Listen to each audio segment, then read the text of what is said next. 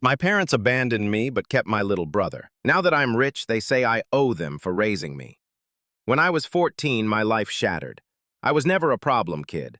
I didn't get in fights, I didn't do drugs, I wasn't violent or rebellious. But I was quiet, sad, a little weird maybe. I had trouble making friends and school wasn't easy for me, especially after I started having panic attacks and missing assignments. I think now, looking back, I was probably dealing with depression and anxiety. But back then, my parents didn't believe in mental health. Instead of helping me, they decided I was a burden. One day, my dad picked me up from school and said we were going on a trip to see my Aunt Karen. I didn't think anything of it. She lived 2 states away, and we used to visit her in the summers. But when we got there, my mom was already waiting with my suitcase. They both hugged me, half-heartedly, and told me I was going to stay with Aunt Karen for a while and that it was for the best. I didn't understand.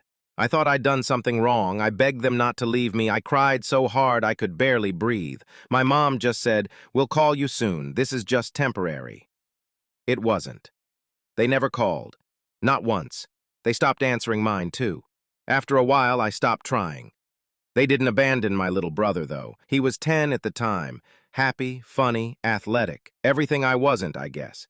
He got to stay. They sent him to private school. He had birthday parties, family vacations, weekend soccer tournaments. Meanwhile, I was sleeping on a pull-out couch in my aunt's apartment, trying not to cry myself to sleep at night. Aunt Karen did her best. She wasn't wealthy, but she made sure I had clothes, food, and some peace. She asked me if I was okay.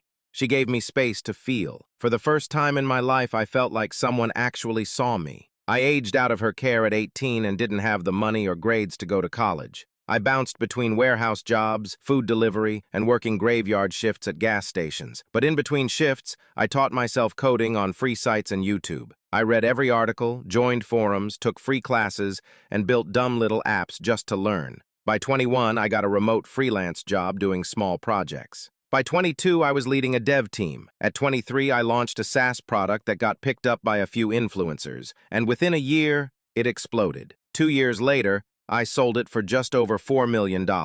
Now, I'm 28, financially independent, investing in startups and mentoring other devs who remind me of where I started. For the first time, I was happy. I had peace, success, a beautiful apartment, and a small circle of people who actually cared about me.